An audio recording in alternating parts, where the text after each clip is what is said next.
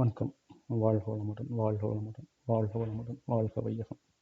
நான் கனகராஜுங்க. ஒரு சின்ன ரிசர்ச் ஒன்று பண்ணேன். ஏன் நம்ம இந்த காலத்துலலாம் ரைஸில் கஞ்சி வடித்து சாப்பிட்டாங்க அப்படின்னு ஒரு சின்ன ரிசர்ச். அதை ஒரு வேளை கஞ்சி வடிக்காமல் சாப்பிட்டா என்ன ஆகும் அப்படிங்கிறத தான் இப்போ நம்ம பார்க்க போகிறோம். குயிக்காக பார்த்துருவோம். சரிங்களா? ஸோ ரைஸ் எவ்வளவு வேல்யூபிள் ஃபுட்டுன்னு சில இடத்துல மென்ஷன் பண்ணியிருக்காங்க. ஒன்று நம்ம அதர்வ வேதத்தில் சொல்லியிருக்கு. ஸோ இது லைஃப் சஸ்டைனிங் கிரெயின் அப்படின்னா உயிர் காக்கும் ஒரு தானியம். சொர்க்கத்தோட மகன்கள் அப்படின்னு சொல்லியிருக்காங்க. ஸோ அப்படின்னா இது ஒரு நல்ல ஒரு ஹெல்த்து கொடுக்குது அப்படின்னு தான் அர்த்தம். அப்புறம் சித்தா ஆயுர்வேதத்துலலாம் பல இது சொல்லியிருக்காங்க. இப்போ பார்த்தீங்கன்னா சித்த மருத்துவத்தில் என்ன சொல்லியிருக்காங்கன்னா பிளட்டை ப்யூரிஃபை பண்ணுது, நோய் எதிர்ப்பு சக்தியை இன்க்ரீஸ் பண்ணுது, வாத நோய்களை சரி பண்ண உதவுதுன்னு சொல்லியிருக்காங்க. பல விதமான அரசியல் சொல்லியிருக்காங்க. இப்போ பார்த்தீங்கன்னா ரைஸோட ஆக்சுவலாக அது ஒரு ஹோலியானது அப்படிங்கிறதுக்கு என்ன ஒரு எக்ஸாம்பிள்னால், நம்ம ரிச்சுவல்ஸில் எல்லாம் அதை யூஸ் பண்ணுவாங்க. ஹோமத்தில் ஹவிஸாக யூஸ் பண்ணுவாங்க, அச்சதையாக பூஜையில் யூஸ் பண்ணுவாங்க. அப்புறம் பார்த்தீங்க அப்படின்னா கும்பாபிஷேகத்துல எல்லாம் பார்த்தீங்கன்னா அந்த கும்பங்கள் எல்லாம் பார்த்தீங்கன்னா அரிசிக்கு மேலே வச்சு தான் தீர்த்தத்தை வச்சு பூஜையெல்லாம் பண்ணுவாங்க. ஸோ இது ஒரு ஹோலியான ஒரு ஃபுட்டு தான். ஆனால் இன்னைக்கு கண்டிஷனில் அது எப்படி ஆயிடுச்சு அப்படின்னா ரைஸை பார்த்தாலே பயப்படுறோங்கிற மாதிரி ஆயிடுச்சு. ஒரு 40 இயர்ஸ் ஆயிடுச்சா ரைஸ் சாப்பிட வைங்க, ஒரு 30 ஏதோ ஒரு 40 இயர்ஸ் அந்த மாதிரி ஆயிடுச்சுன்னா, அப்புறம் ரைஸ் நிறையா சாப்பிட்டிங்கன்னா ஒபேசிட்டி வந்துடும். எல்லாத்தையுமே அதிகமாக சாப்பிட்டா ஏதாவது பிரச்சனை வரதான் செய்யும். பட் ரைஸை பற்றி ஒரு பேனிக் தான் இருக்குது. ஒபேசிட்டி, அதாவது உடல் பருமனை இன்க்ரீஸ் ஆக்கும். அப்புறம் சர்க்கரை நோயை வர வைக்குங்கிற ஒரு பயம் இருந்துகிட்டே இருக்குது. ஸோ முன்னாடி காலத்துலலாம் ரைஸ் நல்லா தான் சாப்பிட்ருக்காங்க. ஒரு நல்ல எனர்ஜெட்டிக் ஃபுட்டாக தான் யூஸ் பண்ணியிருக்காங்க. ஸோ அது இப்போ நம்ம பார்ப்போம். ஏன் இந்த டிஃப்ரென்ஸ் அப்படின்னு பார்ப்போம். இந்த வேதம் சித்த மருத்துவ நூல்கள்லாம் எழுதி பல ஆயிரம் வருஷம் ஆயிடுச்சு. அந்த சமயத்தில் வேறு வெரைட்டிஸ் ஆஃப் ரைஸ் இருந்திருக்கலாம். பட் நிறைய வெரைட்டிஸை மென்ஷன் பண்ணியிருக்காங்க, டிஃப்ரெண்ட் வெரைட்டிஸை. ஸோ இருந்தாலும் இப்போ ஏதோ ஹைப்ரிட் கூட வந்துருச்சு.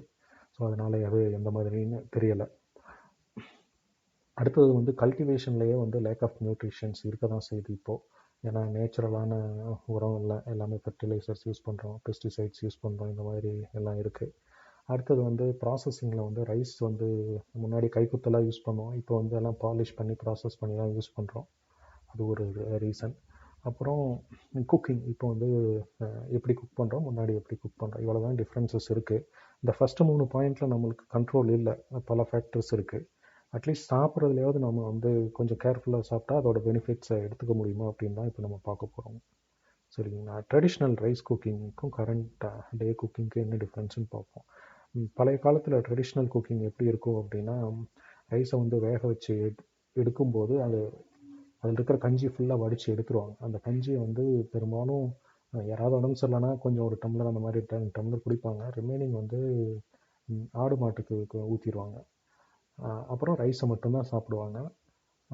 ஸோ நைட்டு ஊற வச்சு இப்போ மிச்சமாகிற ரைஸை நைட்டு தண்ணி ஊற்றி காலையில் கொஞ்சம் தயிர் இல்லை மோர் போட்டு சாப்பிடுவாங்க. அது பார்த்திங்கன்னா நல்லா எனர்ஜெட்டிக்காக இருக்கும். ஆஃப் டே வரைக்கும் அது சாப்பிட்டாங்கன்னா மத்தியானம் வரைக்கும் எந்த பிரச்சனையும் இல்லாமல் இருப்பாங்க. அவங்களுக்கு அசிடிட்டி வந்ததில்லை, அல்சர் வந்ததில்லை. இப்போ எக்கச்சக்கமான அசிடிட்டி அல்சர் ப்ராப்ளம்லாம் இருந்துகிட்ருக்கு. ஸோ இது பழைய வே ஆஃப் குக்கிங். இது பார்த்திங்கன்னா எனக்கு நல்லா ஞாபகம் இருக்குது. ஒரு 30 வருஷத்துக்கு முன்னாடியெல்லாம் கிராமங்களில் ப்ரெஷர் குக்கர்லாம் இல்லை. அப்போ இப்படி தான் குக் பண்ணிகிட்டு இருந்தோம். ப்ரெஷர் குக்கர் வந்ததுக்கப்புறம் சேஞ்ச் ஆகிடுச்சு. ப்ரெஷர் குக்கரில் எப்படி குக் பண்ணுறோம், ரைஸையும் தண்ணியும் மிக்ஸ் பண்ணிடுறோம்.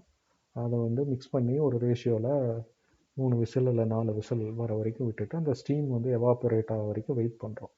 வெயிட் பண்ணி அதை நம்ம சாப்பிட்றோம். இப்போது இதில் என்ன டிஃப்ரென்ஸ்னு பார்ப்போம். பார்க்கறதுக்கு முன்னாடி ரைஸோட கொஞ்சம் கெமிக்கல் கண்டென்ட்ஸ் பார்ப்போம். நல்லா ரிசர்ச் பண்ணியிருக்காங்க சயின்டிஸ்ட்டு. ஸோ ரைஸ் இருக்கிற இந்த ஸ்டார்ச்சில் 2 கெமிக்கல் இருக்குது, அமெலோஸ் அண்ட் அமெலோபெக்டின் அப்படின்ட்டு. ஸோ இப்போ பார்த்தீங்கன்னா அமெலோஸ் 10 to 20%, அமெலோபெக்டின் 80 to 90% இருக்குது. ஸோ இதுக்கு ரெண்டுக்கும் என்ன டிஃப்ரென்ஸ்னால், ரெண்டுமே ஒரு வகையான ஸ்டார்ச் தான். ரெண்டுலேயுமே குளுக்கோஸ் தான் ஃபைனலி ரிலீஸ் ஆகுது. அமிலோஸ் என்னென்னா ஸ்லோவாக டைஜஸ்ட் ஆகும், சஸ்டைன்ட் எனர்ஜி. கொஞ்சம் சாப்பிட்டிங்கன்னா ஒரு 4-5 மணி நேரத்துக்கு அப்படியே அந்த எனர்ஜி ஸ்லோவாக ரிலீஸ் ஆகிட்டே இருக்கும். அப்புறம் அமிலோஸ் ரெட்ரோகேட்ஸ். அது ஒரு கொஞ்சம் அப்படியே வச்சிங்கன்னா ஹார்ட் ஆயிரும் சீக்கிரமாக. அடுத்தது அமிலோபெக்டின். அமிலோபெக்டின் வந்து பார்த்தீங்கன்னா ஒரு பிரான்ச்டு பாலிமர். அதனால் அது வந்து ஈஸியாக டைஜஸ்ட் ஆகும். அதுதான் கஞ்சி. கஞ்சி வந்து சாப்பிட்டிங்கன்னா அந்த என்சைம்ஸ், நம்ம பாடி என்சைம்ஸ் ஸ்லைட்டாக இன்ட்ராக்ட் பண்ணாலே அதை டைஜஸ்ட் பண்ணிடும். ஈஸியாக டைஜஸ்ட் ஆகி குயிக்காக எனர்ஜி ரிலீஸ் பண்ணும்.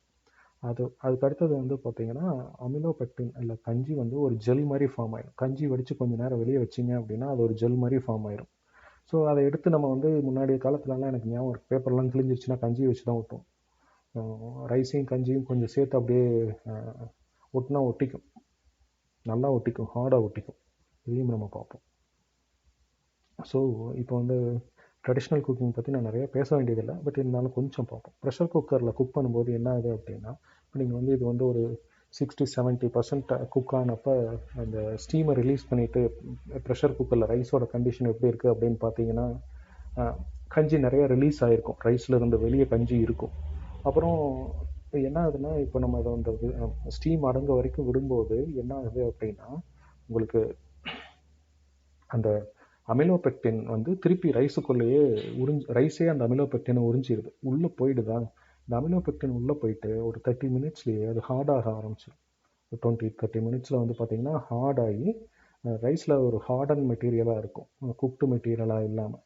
இப்போது அதுக்கு எக்ஸாம்பிள் வந்து பார்த்திங்கன்னா, நீங்கள் அமிலோபெக்டினை வந்து ஒரு பேப்பரில் ஒட்டி அதை வந்து பேஸ்ட் பண்ணிட்டீங்க, 2 பேப்பருக்கு இடையில வச்சு பேஸ்ட் பண்ணிட்டீங்கன்னா ஒரு 30 நிமிஷத்தில் அது நல்ல ஹார்ட் பைண்டிங் மெட்டீரியல் இருக்கும், நல்லா ஹார்டாக ஒட்டிக்கும். பேப்பரை திருப்பி பிரிச்சுலாம் எடுக்க முடியாது, அந்த அளவுக்கு ஒரு பைண்டிங் ஸ்ட்ரென்த் இருக்குது. அதே மாதிரி தான் இப்போ ரைஸ்லேயும் அது நடக்குது. ஸோ ரைஸ் வந்து டைஜஸ்ட் ஆகிறதுக்கு ஹார்ட் ஆகிடுது.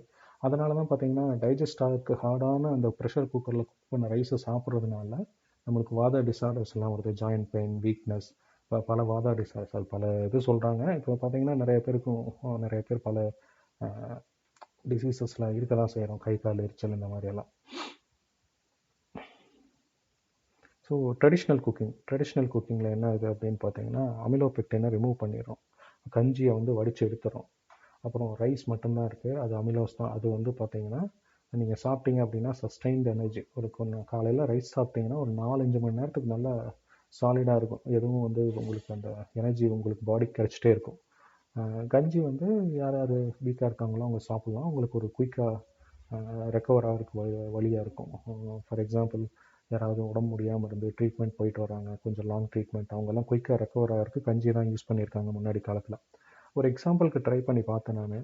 கஞ்சியை வந்து எனக்கு முடி நிறையா கொட்டிகிட்டு இருந்துச்சு, கஞ்சியை எடுத்து ஒரு 2 வாரத்துக்கு 2 நாள் தேய்ச்சி ஒரு 15 நிமிஷம் விட்டுட்டு குளித்தேன். முடி கொட்டுறது ஆல்மோஸ்ட் 90% ஸ்டாப் ஆயிடுச்சு.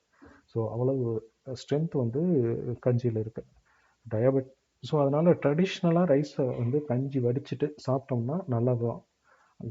டயாபெட்டிக் பேஷண்ட்ஸ் மட்டும் டாக்டரை கன்சல்ட் பண்ணிக்கங்க. மற்ற இப்போ இருக்கிற எல்லாரும் யாரெல்லாம் ப்ரெஷர் குக்கர் யூஸ் பண்ணி ரைஸ் குக் பண்ணி சாப்பிட்றீங்களோ அவங்க தயவுசெய்து அதை விட்டுட்டு ட்ரெடிஷ்னலாக கஞ்சி வடித்து ரைஸ் சாப்பிடுங்க. அது எந்த ரைஸாக இருந்தாலும் சரி வடித்து சாப்பிடுங்க. இது வந்து பார்த்தீங்க அப்படின்னா புரியுது, கொஞ்சம் கேஸ் அதிகமாக செலவாக தான் ஆகும், பட் அதோட பெனிஃபிட் வந்து உங்கள் ஆரோக்கியத்தை நல்லபடியாக வச்சுருக்கோம். தயவுசெய்து இதை ஃபாலோ பண்ணுங்கள். குக்கர் வச்சு திருப்பி சொல்லணும்னா, குக்கர் வச்சு சமைக்கிறதுல இருக்கிற ஒரே பிரச்சனை வந்து அது வந்து ரைஸ் வந்து ஹார்ட் டு டைஜஸ்ட், அதனால தான் பல டிசீசஸ் வருது. ஸோ இப்போ வந்து இன்னும் ஒரு எக்ஸாம்பிளும் பார்ப்போமே. என்ன ஆகுது அப்படின்னிங்கன்னா, இந்த கஞ்சியை சைனாக்காரங்க எப்படியெல்லாம் யூஸ் பண்ணுறாங்கன்னு பாருங்கள். அந்த காலத்தில் சைனாவில் இந்த சீன பெருஞ்சுவர், கிரேட் வால் ஆஃப் சைனா, ஒரு உலக அதிசயம், அதை வந்து பில்ட் பண்ணுறதுக்கே கஞ்சி கூட வந்து பார்த்திங்கன்னா ஸ்லேட் லைம் அப்படின்ட்டு கால்சியம் கார்பனேட்டை யூஸ் பண்ணி தான் அந்த மோட்டாரே பில்ட் பண்ணியிருக்காங்க. அப்போ அது எவ்வளோ ஸ்ட்ரென்த் இருக்குதுன்னு பாருங்கள். இப்போ கூட அது எர்த்குவேக்கு, எக்ஸ்ட்ரீம் வெதர் எல்லாம் தாங்கிட்டு இருக்கோம். ஸோ இது வந்து நான் கூகுளில் இருக்குது, இட் இஸ் அ ஃபேக்ட்.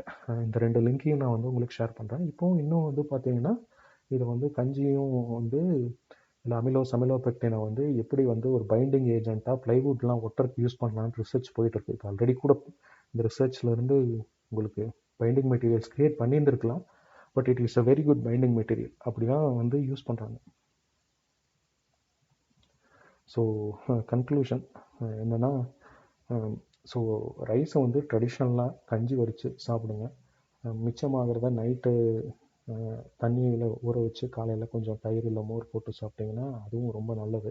உங்களுக்கு அசிடிட்டி, இரிட்டபிள் பவுல் சிண்ட்ரோம் இதெல்லாம் வந்து கண்ட்ரோல் ஆகும். அப்புறம் வாத நோயெல்லாம் வந்து குறையும். கண்டிப்பாக ஜாயின்ட் பெயின்லாம் குறையும். எனக்கே ஜாயின்ட் பெயின் இருந்துச்சு. பட் ஐ ஃபீல் அது வந்து கொஞ்சம் குறையிற மாதிரி தான் நான் ஃபீல் பண்ணுறேன். ரைஸ் சாப்பிட்றதுனால கொஞ்சம் நல்லாவே குறையிற மாதிரி தான் நான் ஃபீல் பண்ணுறேன். ஸோ அப்புறம் வந்து பார்த்தீங்க அப்படின்னா முடி உதறுதல் இந்த மாதிரி இதெல்லாம் வந்து உங்களுக்கு கண்டிப்பாக குறையும். அதனால் நீங்கள் எல்லோரும் ரைஸை வந்து ட்ரெடிஷ்னலாக கஞ்சி வடித்து அப்புறமே சாப்பிடுங்க. முடிஞ்ச அளவுக்கு ப்ரெஷர் குக்கர் யூஸ் பண்ணாதீங்க. அதுதான் என்னோடய தாழ்மையான வேண்டுகோள். அப்புறம் டயபெட்டிக் பர்சன்ஸ் டாக்டர் கன்சல்ட் பண்ணிவிட்டு இது மாதிரி இதை சாப்பிடுங்க. வேறு நோய் இருக்கிறவங்கெல்லாம், வேறு ஏதாவது ஒரு டிசீஸ் இருக்கிறவங்க, சாரி நான் அப்படி சொல்கிறேன்னு கோச்சிக்காதீங்க, நோய் இருக்கிறவங்கெல்லாம் ரைஸ் இந்த மாதிரி குக் பண்ணி சாப்பிட்டா உங்கள் நோய்க்கு நல்லதா அப்படின்னு பக்கத்தில் இருக்கிற சித்தா இல்லை ஆயுர்வேத டாக்டர் கன்சல்ட் பண்ணுங்கள். டெஃபினட்டாக அவங்க கைட் பண்ணுவாங்க. ஏன்னா அவங்களுக்கு இதோட டீட்டெயில்ஸ் நல்லாவே தெரியும். ஸோ நன்றி. வாழ்க வளமுடன், வாழ்க வளமுடன், வாழ்க வையகம். ஏதாவது கொஷின்ஸ் இருந்துச்சுன்னா எனக்கு ரீச் அவுட் பண்ணுங்கள். என்னோடய மொபைல் நம்பர் 9342506245. தேங்க்யூ. வாழ்க வளமுடன். வணக்கம். வாழ்க வளமுடன். சாரிங்க, நான் ஒரு பாயிண்ட் சொல்ல மறந்துட்டேன். என்னென்னா, இப்போ வந்து ரைஸோட ஸ்டார்ச்சுக்கு இவ்வளோ பைண்டிங் ஸ்ட்ரென்த் இருக்கிறப்ப ஏன் நம்ம சிவில் இன்ஜினியர்ஸ் இல்லை சயின்டிஸ்ட்ஸ் வந்து ஏதாவது வேஸ்ட் ஆகிற ரைஸை வந்து சிமெண்ட்டு அது மாதிரி ஏதாவது ஒரு பைண்டிங் மெட்டீரியலில் இன்க்ளூட் பண்ணால் நமக்கு வந்து கொஞ்சம் காஸ்ட் சீப்பாக நல்ல குவாலிட்டி சிமெண்ட் இல்லை பைண்டிங் மெட்டீரியல் கிடைக்குமா அப்படின்னு ஒரு ரிசர்ச் பண்ணக்கூடாது. அது வந்து நம்ம நாட்டுக்கு ஒரு பெரிய ஹெல்ப்ஃபுல்லான விஷயமா இருக்கும் அப்படின்னு நான் நம்புகிறேன். இது ஒரு இந்த வீடியோ பார்க்குற இன்ஜினியர்ஸ் சயின்டிஸ்ட்ஸ் யாராவது பார்த்தீங்கன்னா உங்களுக்கு இது ஒரு வேண்டுகோளாகவும் நான் வைக்கிறேன். நன்றி. வாழ்க வளமுடன், வாழ்க வளமுடன்.